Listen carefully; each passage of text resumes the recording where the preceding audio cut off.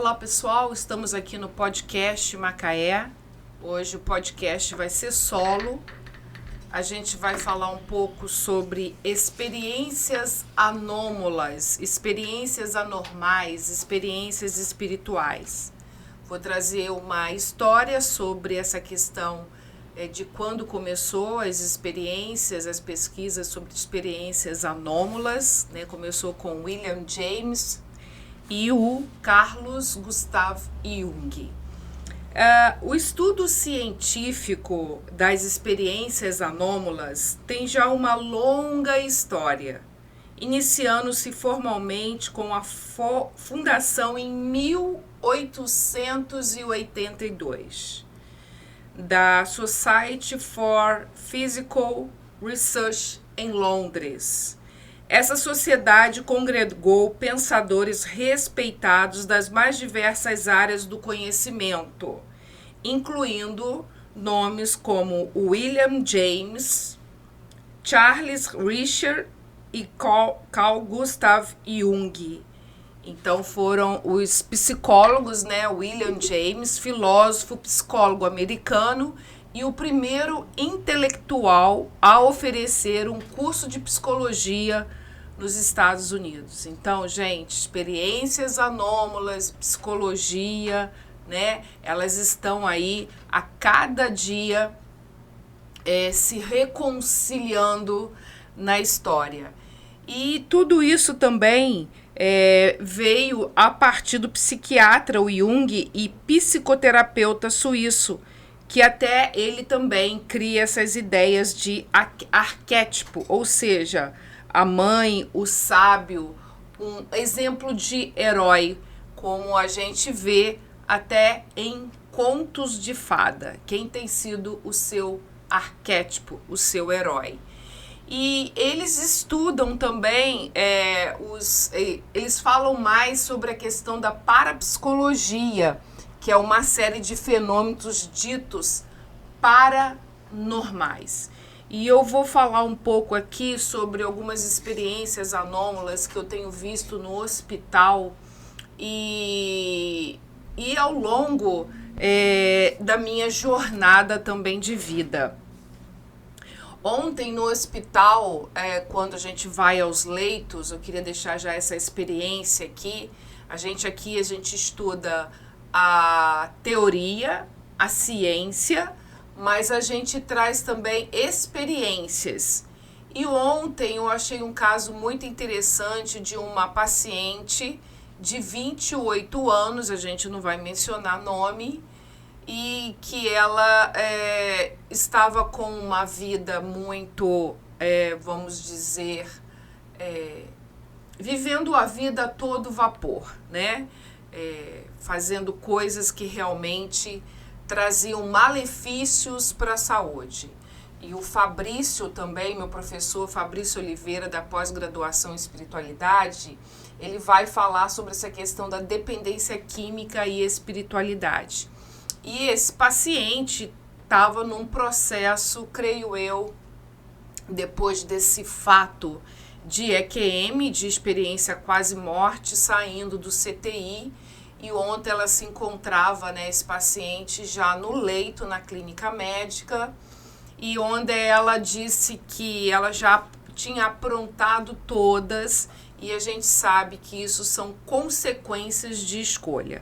Existem alguns religiosos, né, que a gente chama até um pouco de cope religioso negativo, que fala às vezes por compreender situações estressoras, difíceis, até na saúde, como uma punição ou um castigo. E isso é um tipo de pensamento na espiritualidade, na religiosidade, que não traz saúde mental. E ontem a gente teve um caso desse também que eu já vou contar. Então, voltando aqui, né, sobre essas experiências, às vezes de transe, de visões, eu vivenciei isso muito na minha cultura, né, e isso me ajudou a construir essas experiências e como isso ao longo da minha história impactou né, as pessoas ao meu redor e as comunidades. Então, tudo isso que eu trago aqui são experiências também, vivências ao longo da minha jornada desde a infância, que me leva para um lugar de formação, né? Chegando uma pós em espiritualidade na saúde, com o pessoal lá de Juiz de Fora, o pessoal lá do CONUPES, né? E toda essa experiência que eu tenho percebido, a minha visão com relação a essas experiências espirituais, anormais ou anômalas, ela me trazia muita inquietação, né? E eu sempre vivenciei isso desde a infância. E ao longo que eu ia amadurecendo no conhecimento, eu pude perceber, né, há mais ou menos uns 20 anos que todo essa situação da espiritualidade na saúde começa a ter uma importância, né, dentro dos hospitais, dentro da vida dos pacientes. Ela trouxe muita implicação para a saúde. Ela realmente faz um diagnóstico diferencial. E a gente trouxe aqui na semana passada um paciente que está passando por um processo de adoecimento físico, e ele contou aqui pra gente algumas experiências que ele tem tido na medicina. Questões do rins não estava funcionando, o rins voltou a funcionar, enfim, foi o podcast anterior, que vocês quiserem olhar aí, tá lá no meu canal do YouTube, Terapeuta Jandiara Hitzman. E junto com esse relato de caso, o doutor Carlos Emi Mussi, ele está junto conosco na mesa, o doutor Gleison Guimarães também, e é uma mesa que a gente discute muitas coisas legais. Então, existe sim implicações para a saúde, há um diagnóstico diferencial, há toda uma discussão hoje na literatura médica e psicológica. E se alguma dessas experiências elas seriam ligadas à patologia ou à dissociação, ou seja, alteração na consciência que distancia as pessoas da realidade, então havia muita preocupação na história, né? Então sempre houve essa dissociação na psicologia e na psiquiatria de experiências espirituais e patologia, né? Durante muito tempo foi assim. Hoje existe uma mudança nesse campo, que começa a olhar através de aspectos positivos. E eu quero trazer para vocês aqui, continuando na questão que eu estava falando sobre uma visita ao leito ontem no HPM, de uma paciente extremamente jovem, 28 anos, né? Enfim. E estava ali por uma infecção no sangue, mas ela reconheceu alguns comportamentos errôneos que levou a ela a um estado de adoecimento físico, chegando até a estar no CTI, tendo experiências de quase morte. Mas ela relata, né? E aí a gente faz aquele questionário, né? O que te traz força nesses momentos desafiadores? Você tem alguma religião? E a gente começa a buscar desse paciente qual a sua história, as suas crenças e a sua cultura, né? Sem fazer nenhum proselitismo religioso. E ela disse que a religião dela era Deus. E aí a gente encontra nessa paciente uma espiritualidade, porque ela não tem religião. Ela é uma pessoa que crê em algo maior, né, uma divindade, algo superior, né? E ela relata sua experiência no leito de hospital. Ela ali praticamente fica muito tempo sozinha, porque ela mora com a mãe toma conta da sua bebê. E ela relata realmente que ela teve vários momentos de muito uso de drogas, enfim, uma vida muito desregrada. E chegou até, enfim, tomar banho em águas sujas, né, dentro talvez de valão, enfim. Uma coisa extremamente surreal. E ela admite que toda essa infecção no sangue foi adquirida devido a vários comportamentos que não trazem saúde física. Mas, ao mesmo tempo, quando essa paciente relata que há uma semana lá atrás ela estava no CTI, ela nos transmite um semblante diferenciado de muitos outros pacientes. Um olhar muito reluzente, um sorriso muito aberto, e ela relata, né, através de experiências sinestésicas, que são sensações percebidas pelo corpo, tipo visão, audição, olfato, paladar e tato, né? Ela relata ali a sensação de ter alguém ao seu lado, né? E ela menciona, né, Deus, ela fala Deus. E ela percebe o quanto isso traz força para ela vencer os desafios.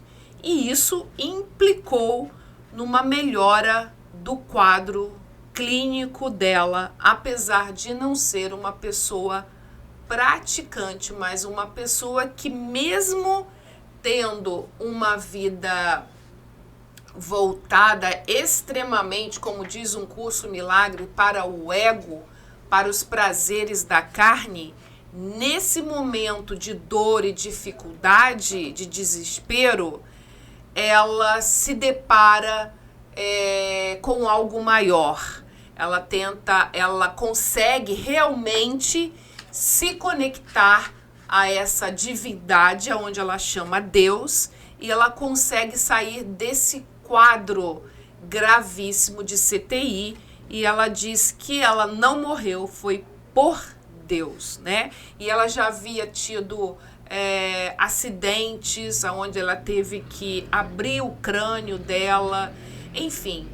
E existe ali muitos pacientes com estados graves, mas a gente percebe claramente aqueles que têm uma religiosidade, uma espiritualidade intrínseca. Esses pacientes, eles realmente têm a tendência maior de se recuperar e ser mais resiliente, também tendo apoio nas suas comunidades de fé também. Aqui o livro fala sobre as experiências anômalas e sua relação com a espiritualidade. Uma experiência anômala pode ser definida como uma experiência incomum, né? E eu acabei de falar, e ele dá um exemplo aqui que fala da sinestesia. Existem pessoas também que já tiveram visões, e eu sou um exemplo disso. Há um tempo atrás, eu estava fazendo uma prece, e de olhos fechados, uma prece, uma oração, me conectando com o sagrado.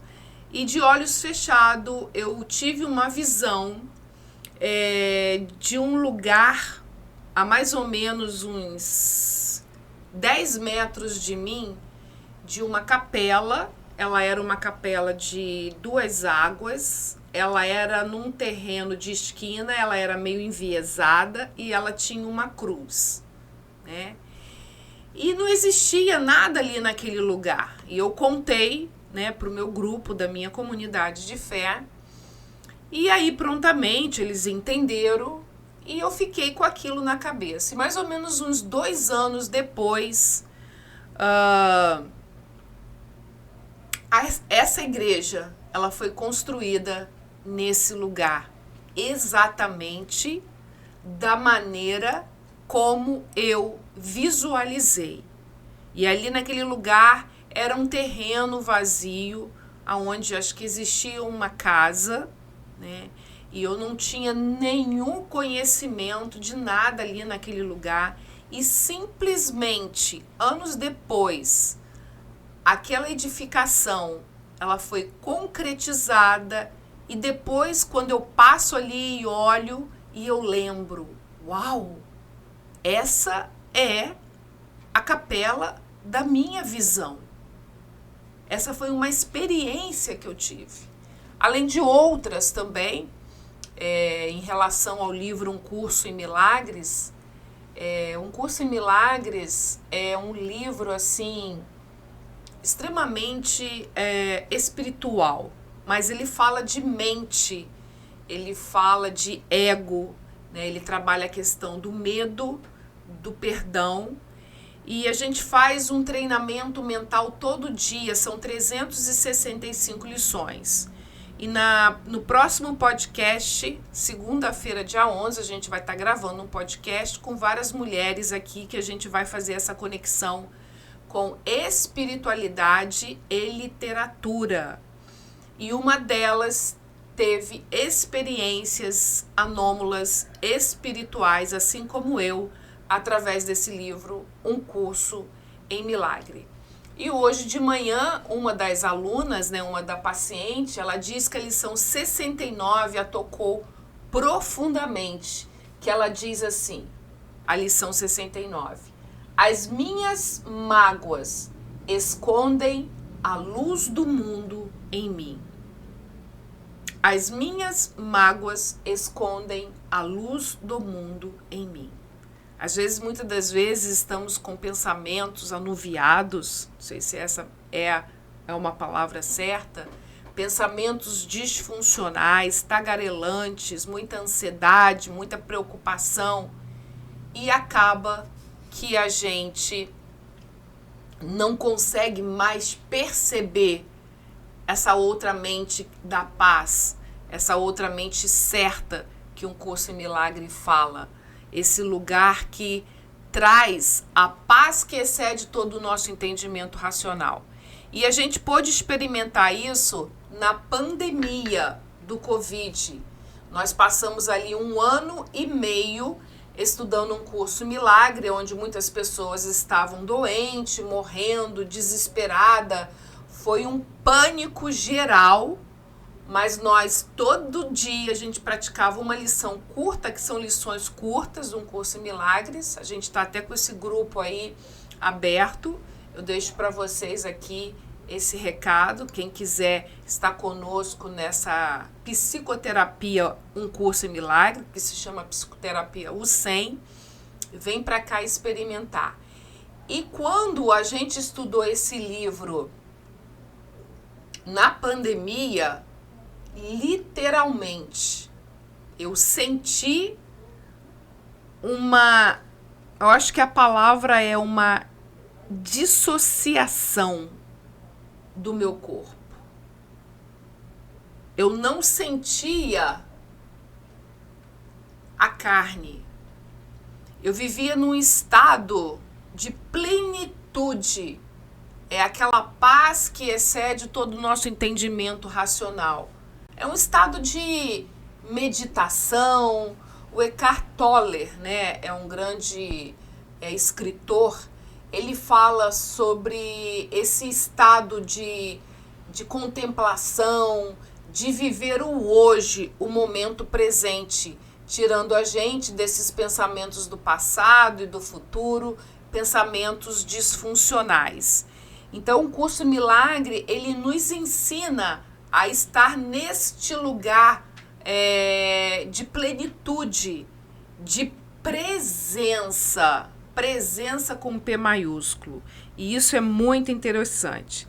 Então, gente, a importância, né, dessas questões de experiências anômalas, elas são, na verdade, uma medicação natural para os nossos desafios diários. Aquelas pessoas que têm essas experiências, a gente vai trazer mais pessoas aqui, né, onde sentem essa presença, algo maior, quando meditam, quando rezam, quando oram, quando recitam mantras. Elas têm experiências anômalas. E eu lembrei aqui de mais uma. Eu estou falando aqui, eu estou lembrando de mais uma. Eu tive mais uma experiência anômala numa meditação. Eu estava meditando com um grupo do meu condomínio, junto com uma amiga muito espiritualizada, que ela é fisioterapeuta, a Paola, a esposa do Dr. Eduardo. E ela fez o alongamento, né, um alongamento consciente, né, alongar conscientemente com a alma. Ela é uma pessoa puro amor, né, a Paola é uma pessoa maravilhosa. E no momento que eu conduzi essa meditação, eu sentada, sem encostar o meu corpo na parede, e olha que eu não consigo fazer isso por conta da coluna, eu fiquei ali naquele estado de meditação, onde as pessoas ficam sentadas sem encostar. Eu comecei a meditar junto com uma música e de repente eu não sentia o meu corpo. Eu sentia só que eu estava presente na minha boca, mas o meu corpo eu não sentia. E aí eu pude perceber que eu tinha saído do meu corpo, porque eu não estava sentindo ele. Por isso que eu digo que ele é um medicamento para amortecer a dor. Que muitas das vezes a dor começa na mente, né, que são as doenças psicossomáticas, e acabam somando para o corpo. Então, nesse momento, eu não senti o meu corpo. Eu fiquei ali alguns minutos meditando, fazendo a meditação guiada. Quando eu termino a meditação, eu começo a sentir o meu corpo. E aí, quando eu começo a sentir o meu corpo, eu começo a sentir cãibra. Eu começo a sentir dor na coluna, quando acaba a meditação. E isso é também uma experiência espiritual anormal ou anômala, né? E tem relação com a espiritualidade. E um curso milagre, ele promove essa experiência também extracorpórea, ou seja, ele te dá uma experiência de sair da sua mente atribulada, dos pensamentos disfuncionais, pensamentos de morte, depressão, insanidade, né, que é o ego, tristeza, angústia, mágoa, raiva. Então é a psicoterapia, né, é a terapia o 100. Então as minhas mágoas escondem a luz do mundo em mim. Então a gente precisa aí em todo tempo trabalhar a mente. A gente está sempre em busca de melhorar o corpo com a medicina, tudo bem, mas às vezes a gente exagera nesse círculo vicioso aí de tantos médicos e acaba também num excesso de medicação que traz também malefícios para a nossa vida. Conheço um caso que a pessoa está até internada agora por conta de excesso de medicação, né? E aí a gente é uma tríade: corpo, mente e espírito. O corpo com atividade física, né, também indo aos médicos. O espírito, a espiritualidade, a religiosidade, e a mente, que muitos não cuidam dela. A mente, ela precisa ser cuidada através das leituras, através da terapia, através do autoconhecimento. Então, gente, a importância e significativa prevalência com que essas experiências são relatadas, né, parecem contestar sua caracterização como vivências anômalas. Muito embora permaneçam integrando tal definição por suporem processos que desafiam as concepções científicas vigentes, acerca da natureza da realidade e da extensão da percepção humana. Então, esse caráter desviante das experiências anômalas pode variar consideravelmente de um contexto cultural para o outro. Lembrando assim, aqui, essa experiência anômala que essa paciente ontem teve, o contexto cultural dela não era religioso. Não existia uma prática, né? Não existia. Apesar, né, que quando ela diz que quando ela sair do hospital, ela vai procurar um tio, não vai morar mais nesse bairro que ela acha muito vulnerável, apesar de que ela falou que a mãe dela vai ficar triste, mas que ela precisa sair desse lugar de vulnerabilidade e ela vai procurar um tio que é muito religioso. Então, está muito ligado também ao contexto cultural, a uma prática, às experiências vividas. E elas podem, gente, ser espontâneas ou induzidas. Essa dessa paciente foi espontânea e induzida. Muitas das vezes, quando você fecha o olho, a visão aparece, o olfato, o paladar, mas elas podem ser induzidas também através de um autoconhecimento, de um treinamento mental, com o livro Um Curso em Milagres. Então, elas podem ser espontâneas ou induzidas voluntariamente e podem variar segundo o grau de controle que o indivíduo possui sobre elas após seu início. Segundo alguns escritores, as experiências anômalas também podem ser classificadas segundo sua valência subjetiva como agradáveis ou desagradáveis também. Existe também experiências desagradáveis, passando às vezes por uma impressão de uma visão de acidente, como existe em algumas religiões, de pessoas que veem, que sonham, e esses sonhos acontecem, e que veem acordado também, através de experiências dolorosas, acidentes, enfim, existem os dois lados. Mas a gente fala aqui de um coping, mais de um coping religioso positivo, que traz esse benefício para a saúde do paciente, trazendo melhora no seu quadro clínico.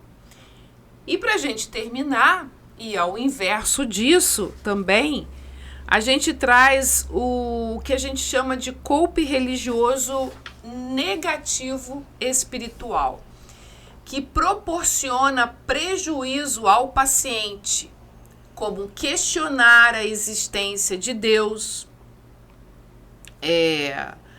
Lembrei de um caso aqui também, de uma pessoa muito amorosa, muito religiosa, muito espiritual. Ela perdeu seu marido há uns meses atrás pelo câncer. E parece que um dos seus filhos não falava com o pai, enfim, no final da vida acho que fizeram as pazes. Mas esse filho, após a morte do pai, trouxe muito questionamento, perguntando por que Deus levou meu pai? Meu pai é uma pessoa tão boa, E a mãe, muito sábia, com muita amorosidade, explicou conforme os seus conhecimentos, espirituais. Mas isso estava trazendo revolta para esse filho. E aí, consequentemente, prejuízos dentro de casa, fazendo com que a mãe se sobrecarregasse nas atividades domésticas, sem ter alguma ajuda e por trabalhar fora e ser professora. E aí ela chegou a um ponto de estar muito esgotada, e ela não pede mais para o filho ou para os filhos para ajudarem, viu que os filhos estavam ali muito questionantes, não sei se essa é a palavra, sobre a existência de Deus e o porquê, né, desse evento estressor na vida de uma família tão boa, né? Pessoas que praticamente são super religiosas, né? E aí todo esse comportamento negativo desse filho que não trazia ajuda nos afazeres domésticos, sua mãe acaba ficando muito triste e ela começa a fazer as suas preces, as suas orações para que esse quadro familiar mudasse. E aí prontamente esse menino teve uma mudança de percepção de mente, que um curso em milagres chama de milagre, e prontamente ele se rende aos pés da mãe, reconhecendo todo esse erro de pensamento que não trazia qualidade de vida, que não trazia paz para a mente, né? E aí ele começa a mudar todo o seu comportamento dentro de casa e trazendo também alívio para a mente, porque, como diz a lição 69 do livro Um Curso em Milagre, as minhas mágoas escondem a luz do mundo em mim. Então, quando eu estou lá com muitos pensamentos disfuncionais, tagarelantes, né, de raiva, de mágoa, a gente não consegue encontrar a paz. E a pessoa muda de comportamento, né? E aí acaba que existe aí, todos são beneficiados ao que estão ao redor. E lembro também de um caso dentro de hospital de um senhor que chegou ali, teve que amputar a sua perna, já estava ali alguns meses por questões de problemas de açúcar no sangue, né, que eu sempre esqueço o nome, e que ele precisou tirar a perna. E aí ele tem um acompanhante, que é o seu irmão, muito religioso, e que ele traz uma fala baseada no culto religioso negativo. Ele diz que tudo isso que o irmão estava passando provavelmente seria uma punição ou um castigo ou uma fluência exclusiva de forças do mal. E isso realmente não ajuda o paciente. Até porque esse paciente no leito, ele gemia muito. E o próprio irmão já havia dito que o estado dele caiu muito, piorou muito, a chegar a um ponto de amputar a perna. E aí, quando existem esses pensamentos de punição ou de castigo, o paciente carrega mais peso. E esse peso se concentra na sua mente, trazendo muita dor, muita mágoa, fazendo com que esse paciente realmente não traga uma melhora no seu quadro clínico, né? E era um paciente realmente que ele estava assim decaindo muito e ele gemia demais, enfim. E aos meus olhos humanos realmente eu vi ali uma impossibilidade de cura. Eu posso até estar errada, né? Mas geralmente esses pensamentos, eles não nos ajudam no nosso tratamento, né? Então, são experiências que a gente percebe no leito e que a gente vê junto à ciência o quanto o pensamento, né, a espiritualidade, a religiosidade, o pensamento positivo, ele pode sim trazer uma melhora para o seu estado de saúde. Quando eu falo de pensamento positivo, a lição 34 do Curso Milagre fala assim: eu prefiro ver paz ao invés disso. Então, ao invés de você ver mágoa, né, vamos pedir aí a correção da nossa percepção da mente. E a TCC, né, ela traz algumas ferramentas na psicologia para a gente trabalhar essa correção de pensamento, que pode até chegar a um pensamento suicida, né? Então a gente precisa em todo tempo buscar ajuda psicológica, terapeuta, autoconhecimento, para que a gente saia aí desse lugar de dor, mesmo passando por enfermidade, passando por separação, dificuldade no casamento, dificuldade com o filho. A gente precisa adquirir conhecimento, né? Um Curso em Milagre diz que conhecimento, olha que interessante, conhecimento, o que é conhecimento? Olha que legal, céu, o mundo divino é céu, ok? Que exclui o mundo da percepção, porque aqui a gente trabalha muito com a percepção, porque percepções não são fatos, né? Eu vou dar um exemplo aqui. Avião é? Responde você aí. Uma palavra. Avião é? Muitos falam medo, outros falam férias, viagem. Avião não é nada disso. Avião é avião e ponto. Isso é o mundo de percepção que a gente carrega. Então, se você fala que avião é medo, você provavelmente não gosta de andar de avião ou não anda de avião. Então, fazendo com que você não possa experimentar alguns lugares, conhecer alguns lugares onde você possa se sentir livre, liberta, porque a verdadeira liberdade, ela não está no corpo, mas ela está na mente. Então sempre tem uma escolha, né? Há uma outra visão, e essa visão é a visão certa que o Curso em Milagre nos ensina, a visão da paz. E uma outra voz nas quais está a tua liberdade. Ou seja, há duas mentes, mente do ego, né? E a mente certa, onde a gente sai ali da depressão, pensamento suicida, ok?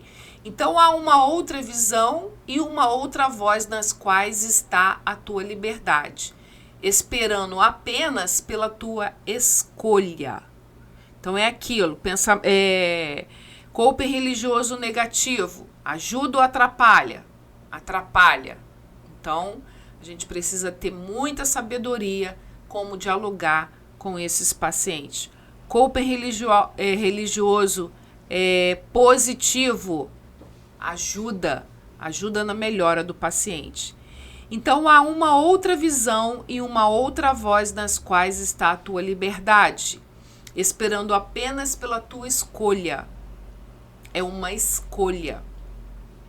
Perceberás um outro ser em ti. Experiências anômalas. Um outro ser em ti. Não sei quem já teve a experiência aí de fazer terapia e você teve essa percepção de perceber um outro ser em ti. Esse outro ser vê milagres como naturais. Antes via a vida preto e branco e hoje vê a vida colorida. Mudança de percepção de mente. Isso também é milagre. Então eles são tão simples e tão naturais para ele como é a respiração para o corpo. E lembrando também que a respiração, ela pode sim também mudar a sua percepção de mente. A gente trabalha com tudo isso na clínica.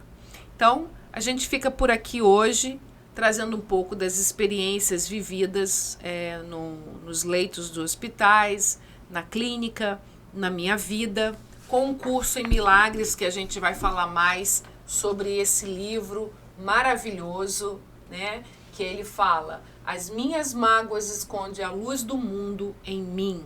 A minha mente fica atribulada. Eu prefiro ver paz ao invés disso. São basicamente assim mantras, mas junto com esses mantras tem um texto curto. E também a lição 199, né, que fala assim: eu não sou um corpo, eu sou livre. Eu acho que isso linka muito bem com as experiências anômalas, né? Experiências de quase morte, experiências de meditação também.